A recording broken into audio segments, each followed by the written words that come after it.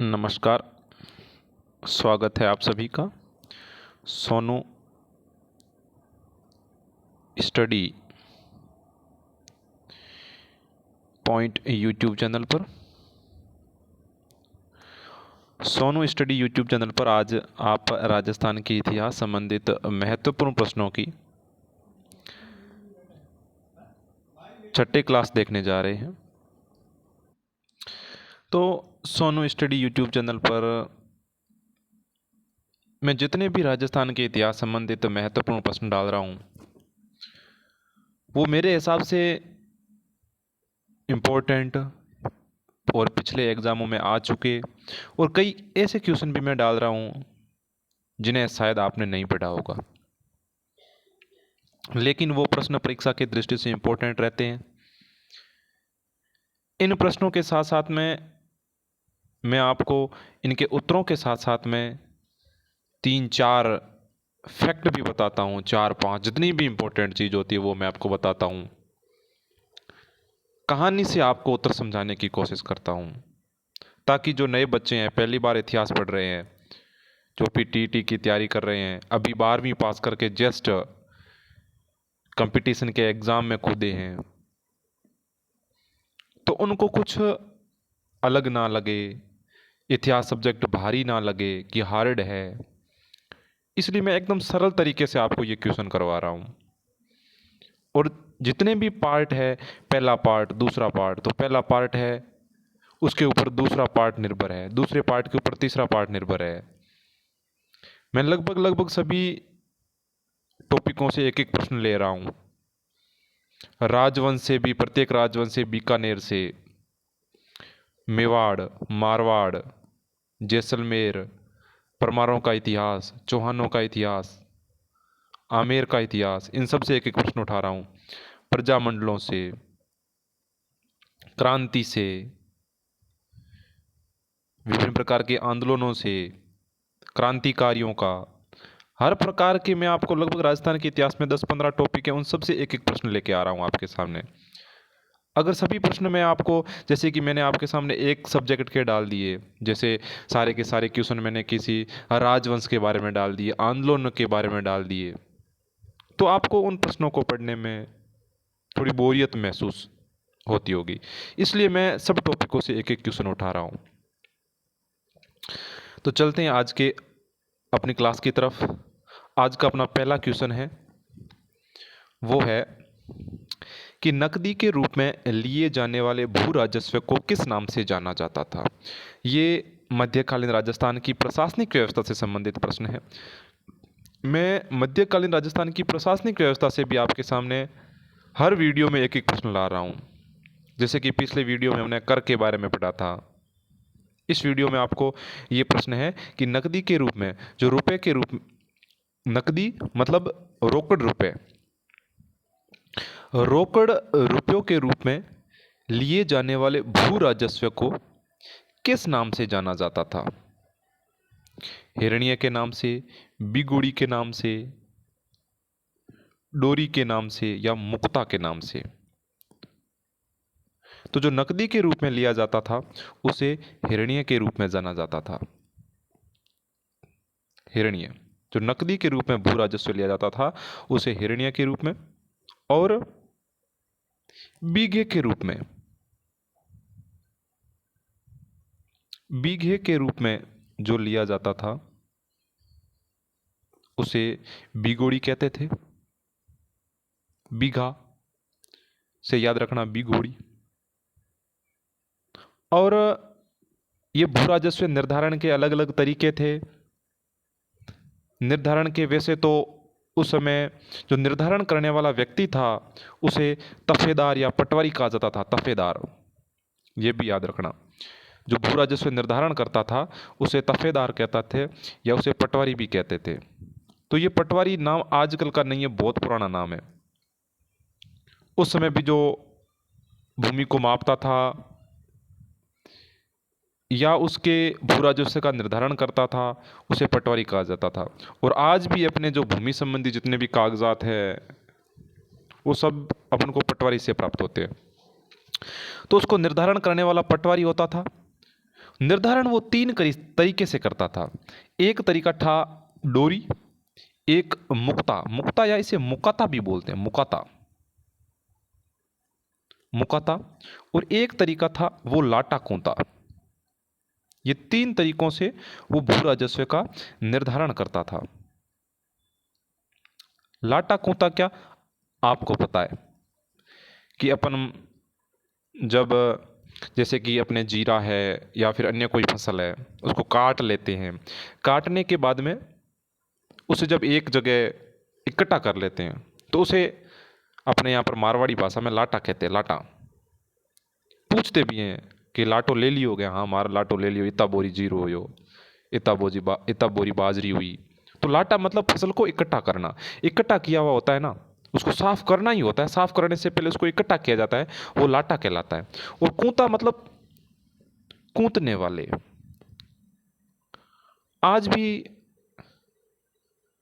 लोग जब किसी व्यक्ति के, एक तो खेत में जब फसल होती है उसे देखकर अनुमान लगा लेते हैं कि इसके इतने बोरी फसल होगी, या फिर जब फसल को इकट्ठा करते हैं तो इकट्ठा करने के बाद में गांव वाले जो बूढ़े लोग होते हैं वो थोड़े अनुभवी होते हैं, तो वो बता देते हैं कि इसके 10 बोरी जीरा होगा, या तो इतनी डिगली दी है। डिगली मतलब उनको वो जो उसका होता है ना इकट्ठा किया उसे बोलते हैं, तो इतनी डिगली दी है, इम 5 बोरी जीरो होसी, इम 8 बोरी जीरो होसी। तो वो जो अनुमान लगाते हैं उनको कूता कहा जाता है। तो लाटे को देखकर उसे कूटना मतलब अनुमान लगाना कि जैसे कि इस लाटे से या यहाँ पर जो धान है उसमें इतनी बोरी अनाज होगा और उसमें से आपको इतना हमें देना पड़ेगा। तो वो एक व्यवस्था थी। एक थी डोरी, मतलब उनको ये मतलब नहीं रहता था कि आपके कितनी फसल हुई या कितनी फसल नहीं हुई, वो आपको माप कर जमीन दे देते थे कि आपके पास में इतनी जमीन है, आपको इतनी जमीन में से इतना भू राजस्व हमें देना पड़ेगा, तो जमीन माप कर। और एक ये मुकाता, मुकाता क्या है, तो मुकाता क्या करते थे, वो पूरे गांव का साथ में निर्धारण कर देते थे कि ये आपका पूरा गांव है, आप इसके अंदर डिवाइडेड कर लो, हमें इतना भू राजस्व चाहिए। तो पूरे गांव का साथ में निर्धारण कर लेते थे, उसे मुकाता कहा जाता था। लाटा कूता संबंधित आपको एक इंपॉर्टेंट फैक्ट बताऊं तो देखो, मैं भी किसान परिवार से आता हूं, तो हमारे पापा दादाजी वो बात करते हैं कि पहले क्या होते थे, जब ये कूटने वाले व्यक्ति आते थे तो हम क्या करते थे कि अपना जो अनाज इकट्ठा करते हैं ना उसके नीचे थोड़ा सा गड्ढा बना लेते थे। गड्ढा बनाते हैं ताकि काफ़ी जो अनाज इकट्ठा किया वो तो ज़मीन के अंदर रहता है, और उसके ऊपर छोटा सा मतलब वो ज़मीन के ऊपर उसका थोड़ा ही भाग रहता है। तो अनुमान लगाने आते हैं वो तो कहते हैं कि भाई ये समतल ज़मीन है, ज़मीन के ऊपर इतनी ये दिख रहा है तो इतने में इतना जीरा होगा, इतना बाजरा होगा, तो उस हिसाब से अनुमान लगाते। फिर कहते हैं कि जैसे कि 10 बोरी होगा तो इसमें से 3-4 बोरी हमें देना पड़ेगा। लेकिन वास्तविक रूप से वो ज़मीन के अंदर उसमें गड्ढा बनाया हुआ होता है, तो 3-4 बोरी उस गड्ढे में रह जाते हैं। तो यही फ़ायदा होता था। किसान भी काफ़ी तेज़ थे उस समय, और तेज़ हो भी क्यों ना हो, बेचारे मेहनत करते थे, उनके पसीने की वो कमाई थी। तो चलते हैं अगले क्वेश्चन की तरफ। उससे पहले, नकदी के रूप में जो भू राजस्व लिया जाता था उसको किस रूप में जाना जाता था, उसको हिरण्य के रूप में जाना जाता था। नेक्स्ट क्वेश्चन, निम्न में से कौन सा एक व्यक्ति वनवासी सेवा संघ का संस्थापक सदस्य नहीं था। वनवासी सेवा संघ, वनवासी सेवा संघ, वनवासी, वन में कौन रहते हैं, आदिवासी समाज, मीणा, भील, ये वन में रहते हैं। तो इस संघ का निर्माण विशेषकर इन्हीं लोगों के लिए किया गया था। इसकी स्थापना कब की गई, तो वनवासी सेवा संघ की स्थापना 1940 ईस्वी में की गई। 1940 ईस्वी में वनवासी सेवा संघ की स्थापना, या इसके संस्थापक सदस्यों में 3 लोगों का मुख्यतः नाम आता है। एक आता है अपने भोगीलाल जी पांड्या, भोगीलाल पंड्या। एक नाम आता है भूरीलाल बया का, भूरीलाल बया। और एक राजकुमार मान सिंह,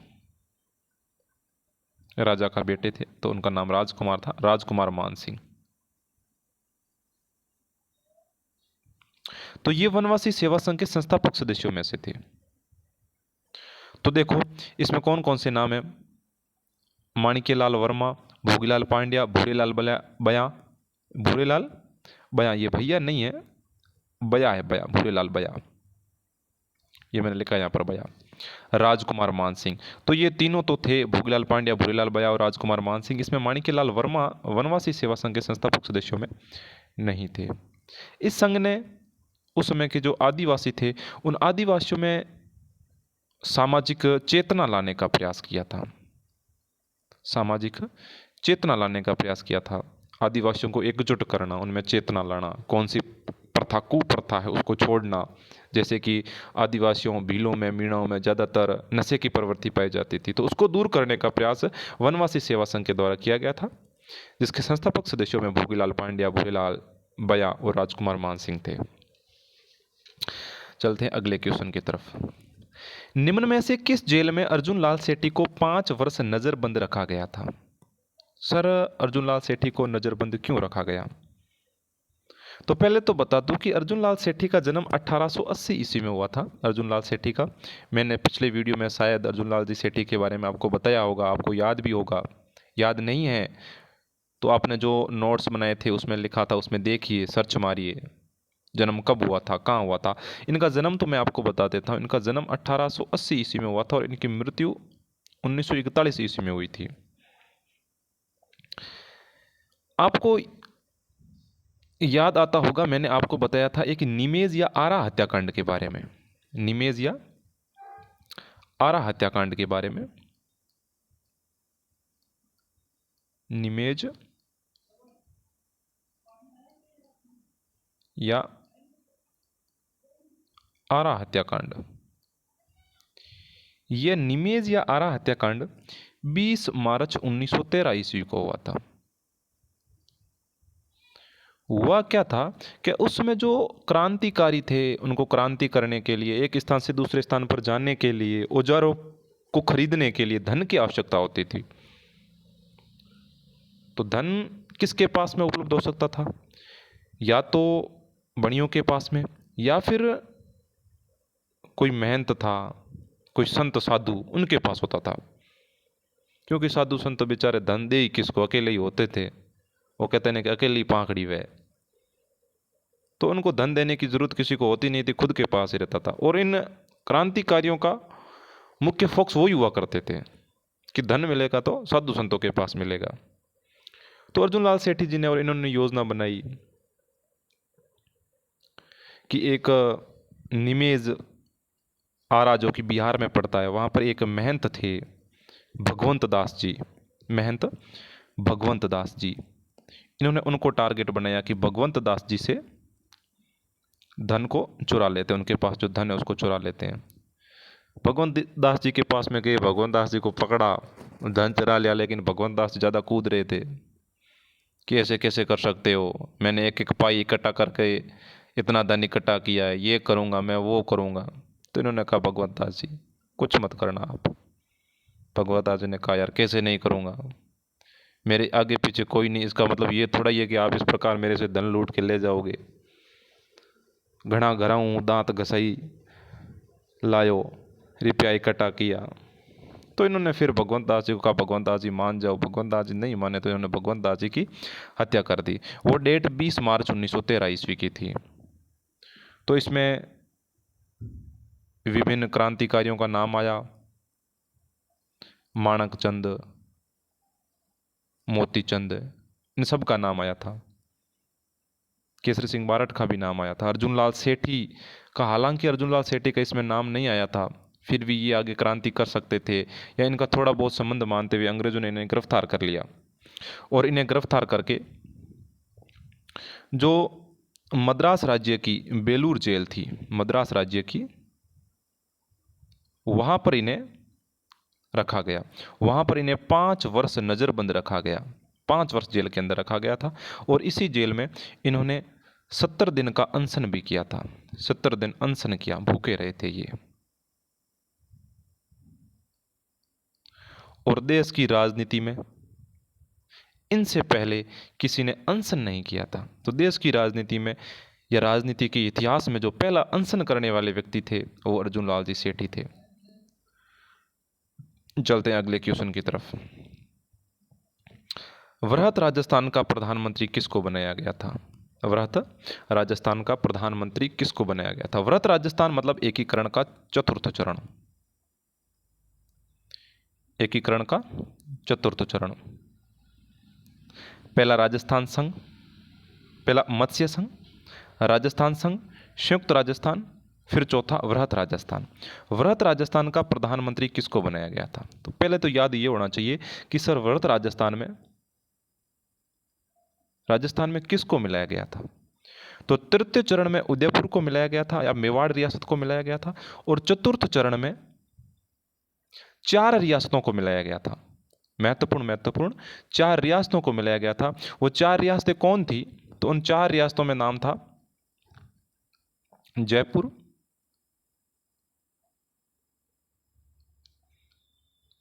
जोधपुर या फिर मारवाड़, जयपुर, जोधपुर, जोधपुर से अलग हुई रियासत बीकानेर, और जोधपुर से ही संबंध स्थापित रखने वाली जैसलमेर। जैसलमेर रियासत थी वो पूरी तरह से जोधपुर पर निर्भर थी कि जिस तरफ जोधपुर शामिल हो जाएगी ना, अगर जोधपुर स्वतंत्र रहेगी तो हम भी स्वतंत्र रहेंगे, और अगर जोधपुर पाकिस्तान साइड में शामिल हो गई तो हम भी पाकिस्तान साइड में शामिल होंगे। मतलब ये जैसलमेर रियासत पूरी तरह से जोधपुर के पक्ष में थी, जिधर जोधपुर जाएगी उधर हम जाएंगे। तो इन 4 रियासतों को वृहत राजस्थान के तहत मिलाया गया था। अब इससे पहले तृतीय चरण में उदयपुर को मिलाया गया था, और उदयपुर के उसमें जो संयुक्त राजस्थान बना था उसके प्रधानमंत्री माणिक्यलाल जी वर्मा को बनाया गया था। अब जब जयपुर, जोधपुर, बीकानेर और जैसलमेर इन चारों को मिलाया गया तो 2 व्यक्ति प्रधानमंत्री बनने के होड़ में और आ गए। एक जयपुर के हीरालाल जी शास्त्री, जयपुर के, रुको अलग पेन से लिखता हूं, कौन कौन? जयपुर के अपने हीरालाल शास्त्री, ये नाम लिखा हुआ पड़ा है, सॉरी, ये हीरालाल शास्त्री जी, और जोधपुर के जय नारायण व्यास, और उदयपुर के माणिक्यलाल वर्मा तो पहले थे ही संयुक्त राजस्थान के। ये तीनों टक्कर में आ गए। माणिक्यलाल वर्मा थोड़े बैक चले गए थे, लेकिन जो मेन टक्कर थी वो जय नारायण व्यास और हीरालाल शास्त्री के बीच में थी। जय नारायण व्यास कहा कि मुझे बनाओ, आप राजधानी जयपुर को बना रहे हो, प्रधानमंत्री तो हमें बनाना चाहिए, मेहरानगढ़ दुर्ग है हमारे अंदर, राठौड़ वंश का इतिहास है कई सालों का। फिर प्रधानमंत्री के बारे में जब इतनी सारी चर्चा हुई तो सरदार वल्लभ भाई जी पटेल उसमें जयपुर के राजा सवाई मान सिंह जी के पास गए। सवाई मान सिंह जी सेकंड, सवाई मान सिंह जी सेकंड के पास गए और उन्हें पूछा कि क्या किया जाए, किसे प्रधानमंत्री बनाया जाए। तो सवाई मान सिंह जी सेकंड ने जिस व्यक्ति का नाम लिया था वो व्यक्ति थे हीरालाल जी शास्त्री, और हीरालाल जी शास्त्री को वृहत राजस्थान का प्रधानमंत्री बनाया गया। और वृहत राजस्थान का उसके बाद में 30 मार्च 1949 को जयपुर में स्वयं सरदार वल्लभ भाई पटेल जी द्वारा इनका उद्घाटन किया गया, और हीरालाल शास्त्री जी को क्या बनाया गया? वृहत राजस्थान का प्रधानमंत्री बनाया गया था। चलते हैं अगले क्वेश्चन की तरफ। अगला क्वेश्चन है, रामगढ़ जो कि जयपुर में पड़ता है, वहां पर जमुआय या फिर जमुआय माता का मंदिर किसने बनवाया था?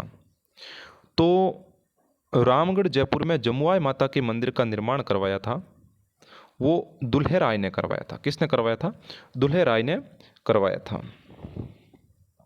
दुल्हे राय ने पहले जो रामगढ़ जयपुर में जो मीणा थे उन मीणाओं को हरवाया और उसे अपनी राजधानी बनवाया था, और वहीं पर अपनी कुल देवी जमुआय माता का मंदिर भी बनवाया था। सर्वप्रथम दुल्हे राय 1137 ईस्वी में 1137 ईस्वी में जो दोसा के बड़ गुर्जर थे, दोसा के बड़ गुर्जर थे, उन बड़ गुर्जरों को हराते हैं और दोसा को अपनी राजधानी बनाते हैं। उसके बाद में ये रामगढ़ जयपुर के मीणाओं को हराते हैं और रामगढ़ को अपनी दूसरी राजधानी बनाते हैं।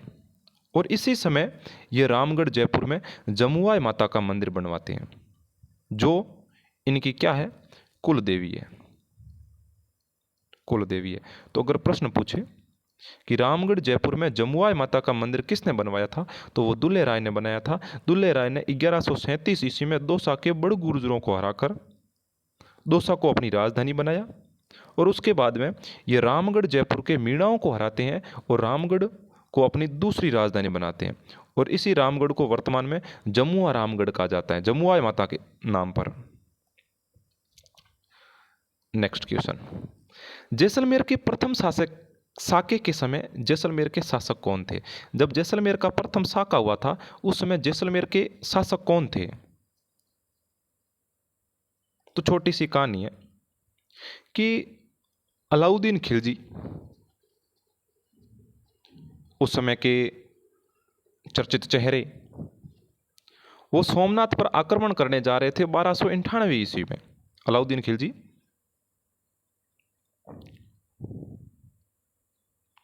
अलाउद्दीन खिलजी 1298 ईस्वी में सोमनाथ पर आक्रमण करने जा रहे थे। सोमनाथ का गुजरात में। अब सोमनाथ पर आक्रमण करने जा रहे तो रास्ता कहाँ से जाए? रास्ता जाए जैसलमेर से, ये जैसलमेर रियासत, रास्ता जाए जैसलमेर से। अब लंबा चौड़ा रास्ता था, पहले के समय में ज़्यादा साधन तो थे नहीं, घोड़े, ऊंट, हाथी, यही साधन थे। तो वो आक्रमण करने जा रहे थे तो उन्होंने जैसलमेर में अपना डेरा डाला। रास्ते में जैसलमेर में वो कहीं रुके। तो कौन?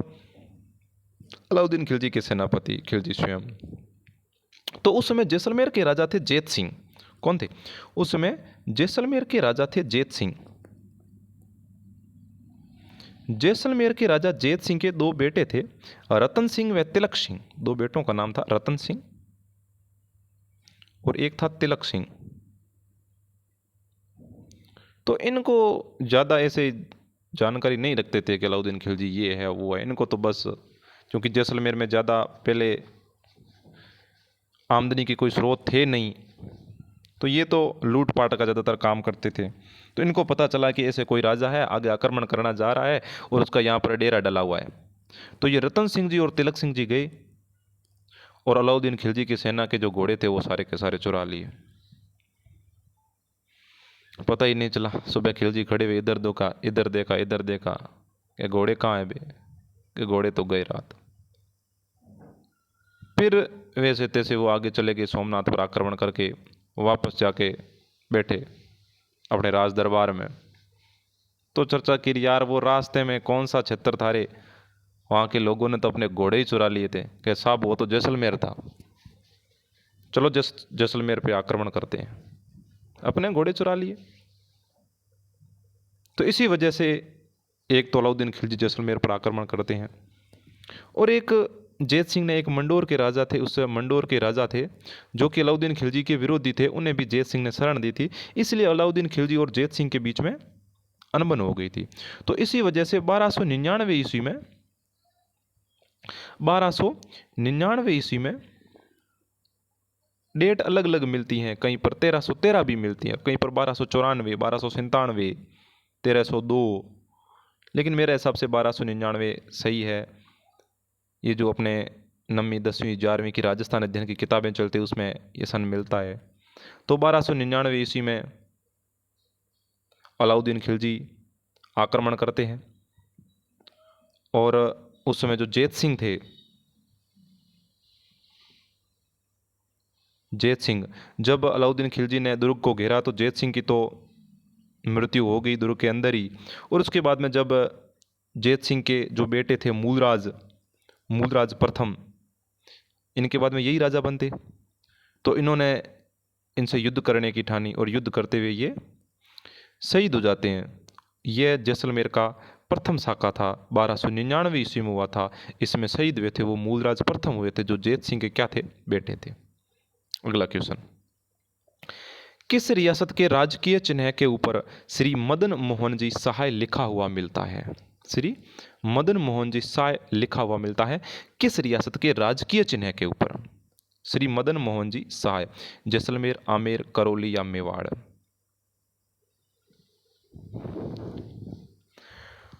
तो देखो, यदुवंश, राजस्थान में यदुवंश की दो शाखाएं थी। राजस्थान में यदुवंश की दो शाखाएं थी, एक थी भाटी शाखा और एक थी जादौन। तो भाटी वंश का शासन था वो तो जैसलमेर में था, और जो जादौन शाखा थी इसका शासन था वो करौली में था। इसका शासन कहाँ था? करौली में था। तो करौली के जो राजा थे, करौली के जो राजा थे वो अपने राजकीय चिन्ह के ऊपर श्री मदन मोहन जी सहाय लिखा करते थे। तो अगर प्रश्न पूछा जाए कि किस रियासत के राजकीय चिन्ह के ऊपर श्री मदन मोहन जी सहाय लिखा हुआ मिलता है, तो करौली रियासत के राजकीय चिन्ह के ऊपर। करौली में मदन मोहन जी के मंदिर का निर्माण, करौली में मदन मोहन जी के मंदिर का निर्माण करवाया था वो गोपाल पाल, एक राजा थे गोपाल पाल, उन गोपाल पाल ने करवाया था, गोपाल पाल। और ये करौली के राजा थे, अपने आगे पाल लगाते। अगर आपको कोई क्वेश्चन आए उसमें राजा के आगे पाल लिखा हुआ मिले तो आपको अनुमान लगाना लेना चाहिए कि ये कृष्ण के भगत थे, कृष्ण को मानते थे, और कृष्ण गऊओं को चराते थे, गोपाल थे, इसी वजह से ये अपने आगे पाल लगाते हैं। इन्होंने मदन मोहन जी के मंदिर का निर्माण करवाया करौली में। ये मदन मोहन जी का मंदिर है, ये गौड़ीय संप्रदाय का मंदिर है, गौड़ीय संप्रदाय। और कभी कभार प्रश्न पूछ ले कि गौड़ीय संप्रदाय की स्थापना किसने की थी, तो गौड़ीय संप्रदाय की स्थापना की थी वो की थी चैतन्य महाप्रभु ने। चैतन्य महाप्रभु जो बंगाल के थे, उन्होंने गौड़ीय संप्रदाय की क्या की थी? गौड़ीय संप्रदाय की स्थापना की थी। ये करौली के राजा मदन पाल वो ही थे, करौली के राजा, सॉरी मदन पाल नहीं, गोपाल पाल, जिन्होंने 17 जुलाई 1734 ईस्वी में हुरडा सम्मेलन में भाग लिया था। हुरडा सम्मेलन, नाम सुना होगा हुरडा सम्मेलन के बारे में। अगले जो अपना वीडियो है उसमें आपको हुरडा सम्मेलन के बारे में मैं बहुत कुछ बताऊंगा। तब तक याद रखना कि करौली की तरफ से हुरडा सम्मेलन में भाग लेने वाले जो शासक थे वो गोपाल पाल जी थे। अगला क्वेश्चन, विमल शाह ने जब आबू में विमल वसई मंदिर का निर्माण करवाया उस समय वहां के शासक कौन थे? बड़ा इंपॉर्टेंट क्वेश्चन है। विमल शाह जो कि आबू में विमल वसई मंदिर का निर्माण करवाते हैं, उस समय वहां के शासक कौन थे? उस समय वहां के शासक कौन थे? तो देखो, विमल शाह यह एक चालुक्य राजा थे, भीमदेव प्रथम, चालुक्य राजा भीमदेव प्रथम। चालुक्य राजा भीमदेव प्रथम के दंडपति थे विमल शाह। दंडपति कौन थे? विमल शाह, दंडपति थे विमल शाह। जब चालुक्य राजा भीमदेव प्रथम आबू के कहो या फिर सिरोही के कहो, जो आबू के परमार शासक थे धंधुक, आबू के परमार शासक थे धंधुक, उस धंधुक पर ये आक्रमण करते हैं। क्या करते हैं? भीमदेव प्रथम धंधुक पर आक्रमण करते हैं। तो धंधुक तो क्या करता है, ये तो यहाँ से भागकर चला जाता है, ये भागकर चित्तौड़ में भोज परमार के पास चला जाता है। अब सर चित्तौड़ में परमार कहाँ से आए? चित्तौड़ में तो गोविल थे। तो चित्तौड़ के शासक शक्ति कुमार थे, उसको पराजित करते हैं ये, और वहाँ पर कुछ सालों तक परमारों का शासन रहा था। तो ये धंधुक परमार थे और ये भागकर चित्तौड़ के भोज परमार के पास चले गए। अब जब भीमदेव प्रथम वापस चला जाता है तो ये भीमदेव प्रथम अपने दंडपति विमल शाह को आबू सौंप कर जाता है कि आबू प्रशासन आप चलाइए। तो इसको आबू का दंडपति बना दिया जाता है। अब उसके बाद में विमल शाह सिंपल सीधा भक्ति में लीन रहने वाला आदमी, लड़ाई झगड़ों में ज़्यादा विश्वास करता नहीं, तो ये धंधुक जी के पास में गया, भीमदेव जी के पास में गया कि दोनों संधि कर लो, क्यों लड़ रहे हो? तो विमल शाह ने धंधुक जी और भीमदेव जी के बीच में समझौता करवा दिया। और उसके बाद में 1031 ईस्वी में 1031 ईस्वी में ये विमल शाह आबू में विमल वसही मंदिरों का निर्माण करवाते हैं। उस समय तो राजा कौन थे? तो उस समय वहाँ के राजा थे वो धंधुक थे। कौन थे? उस समय वहाँ के राजा धंधुक थे। धंधुक आबू के परमार शासक थे। इस धंधुक की एक बेटी थी लाहिणी। याद रहे तो ठीक, नहीं रहे तो ठीक। धंधुक की एक बेटी थी लाहिणी। उस लाहिणी ने बसंतगढ़ सिरोही में एक सूर्य मंदिर और एक सरस्वती बावड़ी, इन दोनों का निर्माण तो पता नहीं किसने करवाया, लेकिन उसका पुनर्निर्माण करवाया था। धंधुक की बेटी लाहिणी ने बसंतगढ़ सिरोही में सूर्य मंदिर व सरस्वती बावड़ी का क्या करवाया था? इसने पुनर्निर्माण करवाया था। चलते हैं अगले क्वेश्चन की तरफ।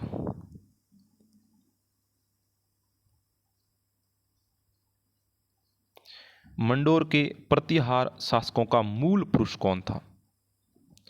मंडोर के प्रतिहारों का मूल पुरुष कौन था? मतलब मंडोर में प्रतिहार शाखाओं की स्थापना किसने की थी, किस व्यक्ति ने की थी? प्रतिहारों का जो मूल पुरुष था वो हरिश्चंद्र था। कौन था? हरिश्चंद्र था। इस हरिश्चंद्र की एक ये इंपॉर्टेंट है कि मंडोर के प्रतिहारों का मूल पुरुष हरिश्चंद्र था। इससे ज़्यादा इंपॉर्टेंट इसकी उपाधि है। इस हरिश्चंद्र ने एक उपाधि धारण की थी। उस उपाधि का नाम था रोहिलिद्धि। रोहलिद्धि, कुछ अटपटा सा ही नाम है, रोहलिद्धि। यह उपाधि इस हरिश्चंद्र ने धारण की थी। रोहलिद्धि का मतलब क्या होता है? इसका मतलब होता है योग क्रिया में निपुण। मतलब जो व्यक्ति योग का जानकार हो, उसमें योग क्रिया में निपुण था ये, इसलिए इसने एक उपाधि धारण की, रोहिलिद्धि। शायद उस समय जो योग क्रिया का गुरु होता था, ज़्यादा जानकार होता था, उसे रोहिलिद्धि बोलते होंगे, तो इसने ये भी उपाधि धारण कर ली हरिश्चंद्र ने। अब मंडोर के प्रतिहारों के बारे में जानकारी हमें कौन से अभिलेखों से मिलती है, कहाँ से मिलती है? तो मंडोर के प्रतिहारों की जानकारी अपन को दो स्रोतों से प्राप्त होती है। एक है बाउक प्रशस्ति 837 ईस्वी की, जो मंडोर का एक विष्णु मंदिर है, उस विष्णु मंदिर के अंदर यह प्रशस्ति लगी हुई मिली। मंडोर के विष्णु मंदिर के अंदर। बाद में इसे जोधपुर शहर के परकोटे के अंदर लगवा दिया गया था, लेकिन उस समय ये मेन लगी कहाँ हुई थी? तो ये मंडोर के विष्णु मंदिर के अंदर लगी हुई थी बाउक प्रशस्ति। बाउक प्रशस्ति, इस बाउक प्रशस्ति से जो 837 ईस्वी के है, इससे अपन को मंडोर के प्रतिहारों के बारे में जानकारी मिलती है। और एक अपन को जानकारी मिलती है घटियाला अभिलेख से। घटियाला अभिलेख से। यह घटियाला अभिलेख 861 ईस्वी का है। तो याद रखना, बाउक प्रशस्ति 837 ईस्वी के है और घटियाला अभिलेख 861 ईस्वी का है। इन दोनों से अपन को मंडोर के प्रतिहारों के बारे में जानकारी मिलती है। और इस घटियाला अभिलेख से या इसकी स्थापना किसने करवाई थी? तो घटियाला अभिलेख लिखवाया था वो एक प्रतिहार राजा था, कुकुक। उसने ये अभिलेख लिखवाया था और इसमें 5 लेख लिखवाए थे। शायद मैंने आपको किसी पिछले वीडियो में इसके बारे में विस्तार से बताया था, देख लीजिए। अपने जो आपने पिछले जितने भी क्वेश्चन जिस कॉपी में नोट डाउन किए थे उसमें देख लीजिएगा, आपको मिल जाएगी इसके बारे में जानकारी। आज का आपका जो होमवर्क रहेगा वो यही रहेगा कि आप घटियाला अभिलेख के बारे में जो पिछले वीडियो में मैंने आपको बताया था उसके बारे में सब कुछ याद करना। अगला क्वेश्चन देखो ये प्रश्न है, ये अपने सभ्यता से आ गया। मतलब मैं हर टॉपिक से एक एक प्रश्न ले रहा हूँ। ये नहीं है कि मैंने सिर्फ एक टॉपिक से सारे प्रश्न उठा लिया। हर टॉपिक से, जितना भी इतिहास से जो भी टॉपिक रिलेटेड है उन सब से प्रश्न उठा रहा हूँ, ताकि ऐसा ना हो कि मैं आपको सामंती व्यवस्था के बारे में पढ़ाऊँ और आप आंदोलन भूल जाए, मैं आपको आंदोलन पढ़ाऊँ, आप प्रजामंडल भूल जाएँ, मैं आपको प्रजामंडल पढ़ाऊँ और आप क्रांति भूल जाएँ, आप स्वतंत्रता संग्राम भूल जाएँ। इसलिए मैं आपको हर टॉपिक से एक एक क्वेश्चन ला रहा हूँ, ताकि हर टॉपिक आपका रिवीजन होता रहे। और अगर आपने नोट्स बना लिए है पहले से, तो भी आपके लिए प्रश्न बहुत इंपॉर्टेंट है, क्योंकि आप ढूंढिए कि क्या आपके नोट्स में ये प्रश्न है, इन प्रश्नों के जवाब है। और अगर आपको प्रश्न मिलता है तो इसके जितने भी ऑप्शन हैं उन सब राजाओं के बारे में या जो भी सभ्यताएं हैं, जो भी उत्तर है, मतलब जो मैं ऑप्शन में देता हूँ उन सब के बारे में जानकारी हासिल करने का प्रयास कीजिए, क्योंकि 15 क्वेश्चन में 60 ऑप्शन होते हैं, और अगर आप डेली के 60 टॉपिकों के बारे में पढ़ते हैं तो खूब है। तो किस सभ्यता से सामूहिक भोजन व्यवस्था, मतलब कौन सी ऐसी सभ्यता है जिसमें से हमें ये प्रमाण मिलते हैं कि सभी लोग साथ में खाना बनाते थे? कौन सी सभ्यता साथ खाना बनाते थे? मतलब वहाँ पर ऐसी कौन सी सामग्री मिली? तो मैं आपको बताता हूँ कि वहाँ पर साथ साथ में चूल्हे मिले हैं, चूल्हे बने हुए। अब साथ में ज़्यादा चूल्हे बने हुए हैं, मतलब वहाँ पर ज़्यादा लोगों का साथ में खाना बनता होगा। अगर एक दो व्यक्ति होते तो इन सारे चूल्हों से क्या करते? तो काफ़ी संख्या में चूल्हे मिले हैं, इसलिए तो वो किस सभ्यता से मिले हैं? तो जो आर्य सभ्यता थी, उस आहार सभ्यता से एक साथ में कई चूल्हे मिले हैं, जिससे ये अनुमान लगाया गया कि प्राचीन समय में कहीं ना कहीं यहाँ पर सामूहिक भोजन व्यवस्था थी। सभी लोग यहाँ पर बैठकर साथ में खाना खाते थे। या तो ये हो सकता है कि वो सभी लोग साथ में रहते, मतलब कह सकते हैं कि वो एक सामूहिक परिवार, बड़ा परिवार था, एकल परिवार नहीं था। तो ये आहार सभ्यता से अपन को ये जानकारी मिलती है। और आहार सभ्यता से एक लाल व काले रंग के मृद भांड भी मिले हैं, लाल व काले मृद भांड।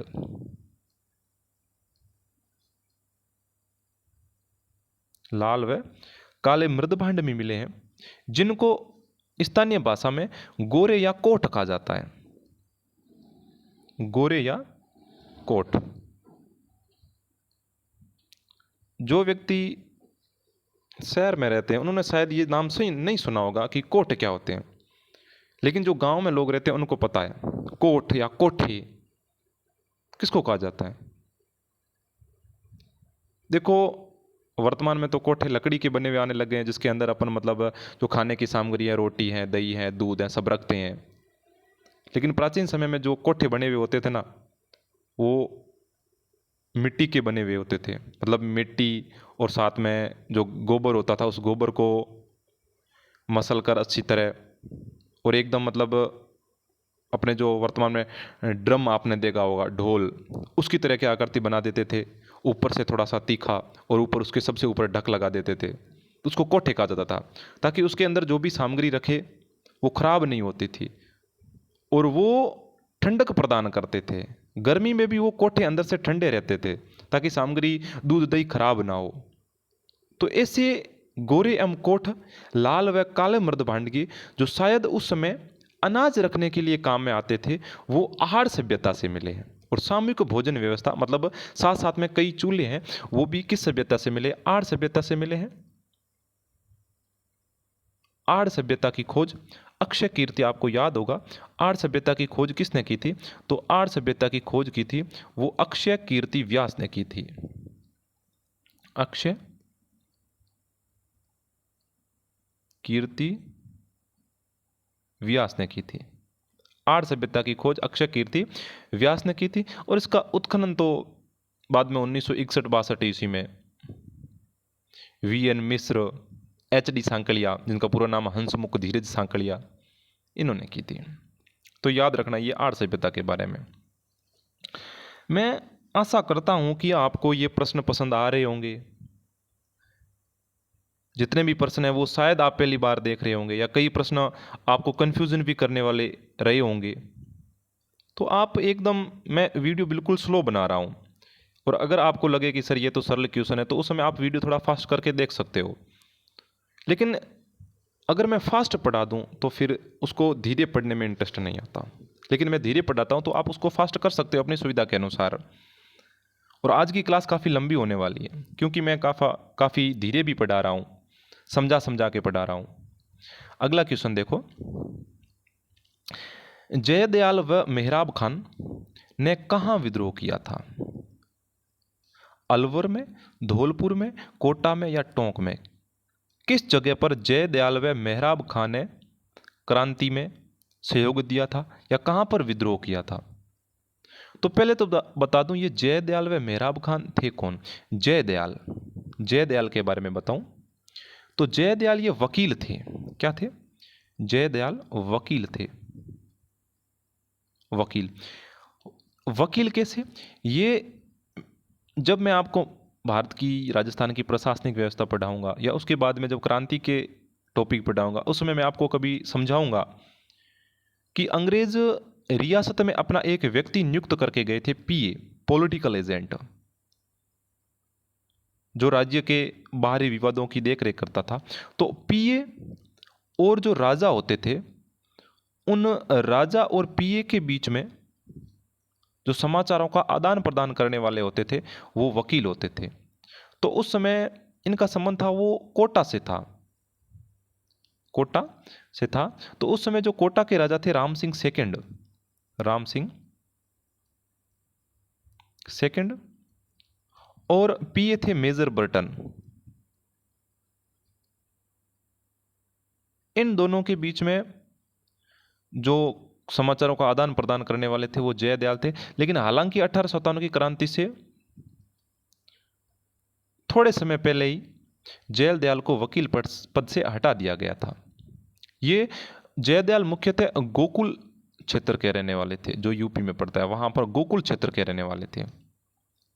और ये मेहराब खान, मेहराब खान ये कोटा में रिसालदार के पद पर थे, रिसालदार, रिसालदार के पद पर थे। रिसालदार क्या? तो रिसालदार का पहला शब्द है रिसाल, और उस समय रिसाल का मतलब होता था सेना। क्या मतलब होता था? सेना। आपने नाम सुना होगा गंगा रिसाला सेना। तो रिसाला का मतलब होता था सेना, और जो सेना का अधिकारी होता था उसे रिसालदार कहा जाता था। तो मेहराब खान थे, ये सेना के अधिकारी थे। और जयदयाल क्या थे? जयदयाल वकील थे। तो कोटा में विद्रोह करने का कार्य किया था वो जयदयाल व मेहराब खान ने किया था। कोटा में विद्रोह का कार्य जयदयाल व मेहराब खान ने किया था। तो अगर प्रश्न पूछे कि जयदयाल व मेहराब खान का ने कहाँ पर विद्रोह किया था, तो इन्होंने कोटा में विद्रोह किया था। इन्होंने 15 अक्टूबर को कोटा में क्रांति की शुरुआत की थी। 15 अक्टूबर 1857 ईस्वी में।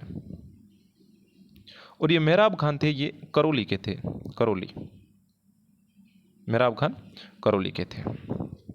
तो याद रखना। अगला क्वेश्चन, तात्या टोपे का बचपन का नाम क्या था? तात्या टोपे, तात्या टोपे के बचपन का नाम, मतलब जब छोटे थे तो उनके माता पिता उन्हें किस नाम से बुलाते थे? तो पहले तो ये बता दूं कि तात्या टोपे के बचपन का नाम था वो रामचंद्र पांडुरंग था। क्या नाम था? रामचंद्र पांडुरंग था तात्या टोपे के बचपन का नाम। और ये चौथा ऑप्शन वाला भूप सिंह तो मैं ऐसे ही उठा ले आया। ये तो आप सबको पता है कि सर भूप सिंह तो विजय सिंह पथिक, विजय सिंह पथिक के बचपन का नाम था भूप सिंह। और आपने मैं बताया था कि जब वो गिरफ्तार हुए थे उसके बाद में वो जेल से भागने के बाद में अपना नाम विजय सिंह पथिक रख लेते हैं। तो तात्या टोपे के बचपन का नाम रामचंद्र पांडुरंग था। तात्या टोपे थे कौन? तो तात्या टोपे जो नाना साहब थे, जो बिठूर कानपुर के रहने वाले थे, उनके साथ काम करते थे। नाना साहब जो बिठूर, नाना साहब, नाना साहब जो बिठूर कानपुर के थे, उनके साथ काम करते थे, उनके साथ में काम करते थे तात्या टोपे। और जब बिठूर कानपुर में इनका आश्रम भी हुआ करता था, जब इनके आश्रम पर पुलिस ने छापा मारा या पुलिस आई तो ये वहाँ से भाग गए। नाना साहब भागने के बाद में राजस्थान आ गए थे, और राजस्थान के बाद में नाना साहब तो कहाँ चले गए थे? नेपाल साइड चले गए थे। पीछे रहते तात्या टोपे, और तात्या टोपे वहीं से झांसी की रानी की सेवा, झांसी की रानी की सहायता के लिए चले जाते हैं, झांसी की रानी की सहायता करते हैं। और झांसी की रानी की मृत्यु होने के बाद में ये राजस्थान की तरफ आ जाते हैं। और 1857 की क्रांति में या 1858 ईस्वी में ये राजस्थान में 2 बार आए थे। 1858 में आए थे दोनों बार। ये दोनों बार, एक बार आए थे अगस्त में,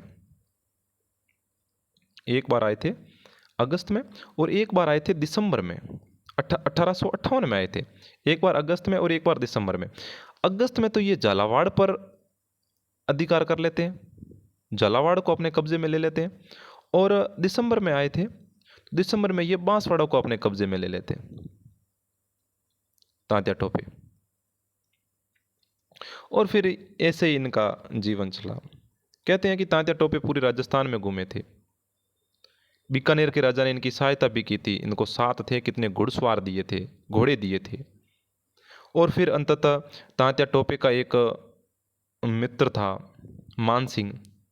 जब नरवर के जंगलों में मध्य प्रदेश में तात्या टोपे अंग्रेज़ों से छिपते हुए भाग रहे थे, उस समय उनका मित्र मान सिंह अंग्रेज़ों को उसके बारे में जानकारी दे देते हैं, उसको गिरफ्तार कर लिया जाता है और 18 अप्रैल 1859 ईस्वी में तात्या टोपे को फांसी दी, शिवपुरी में, याद रखना शिवपुरी में फांसी दी जाती है। शिवपुरी में उनको फांसी दे दी जाती है। ये थे तात्या टोपे।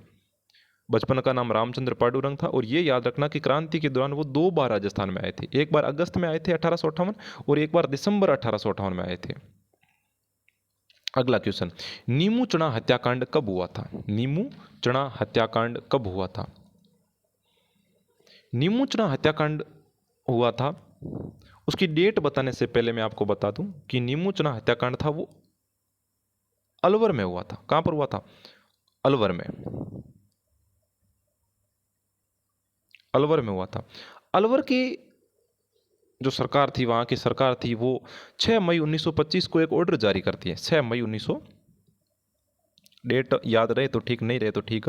6 मई 1925 को अलवर की सरकार एक ऑर्डर जारी करती है कि कोई भी क्रांतिकारी, कोई भी व्यक्ति, प्रजामंडल का कोई भी व्यक्ति ना तो सभा करेगा और ना ही वो हथियार रख सकता है।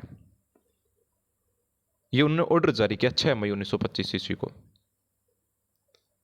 अब किसानों को समझाने के लिए अलवर सरकार ने 7 मई को किसानों को समझाने के लिए एक व्यक्ति को भेजा, रामचंद्र ओझा नाम के एक व्यक्ति को भेजा कि आप जाओ और किसानों को इस सूचना के बारे में, इस ऑर्डर के बारे में समझा दो कि आज के बाद आप सभा नहीं करोगे। रामचंद्र ओझा गए, किसानों को बोला कि सरकार को आदेश जारी हो गया है, आप कोई भी सभा मत करना भूल से भी। लेकिन कहते हैं किसानों ने इस बात को ज़्यादा सीरियस नहीं लिया और वो डेट 14 मई 1925 की थी, जब नीमू चना जो कि अलवर में पड़ता है, वहाँ पर किसानों की एक सभा चल रही थी। उस समय एक कैप्टन साजू सिंह अपनी पूरी पलटन के साथ वहाँ आते हैं और अपने पुलिस वाले थे उनको गोली चलाने का, फायरिंग करने का आदेश दे देते हैं। अंधाधुंध फायरिंग की जाती है। किसान बेचारे लड़खड़ाते भागते, कई तो भाग गए, कई वहीं पर मारे जाते हैं। और कहते हैं कि उस नीमू चना हत्याकांड में 156 किसान शहीद हुए थे। 156 किसान उस नीमू चना हत्याकांड में शहीद हुए थे और 36 किसानों को गिरफ्तार कर लिया गया था। यह था नीमू चना हत्याकांड।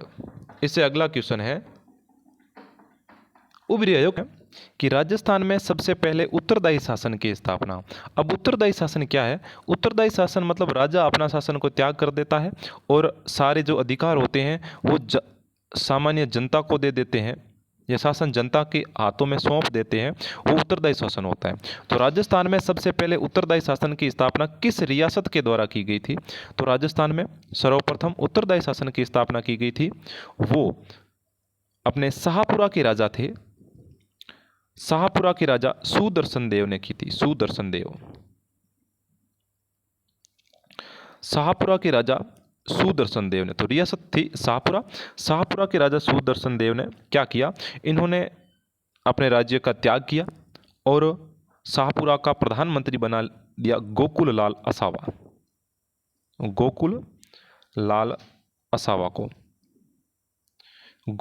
असावा को शाहपुरा का प्रधानमंत्री बनाया और स्वयं शासन से मुक्त हो गए। तो इस प्रकार राजस्थान में सबसे पहले उत्तरदायी शासन की स्थापना शाहपुरा रियासत के द्वारा की गई थी।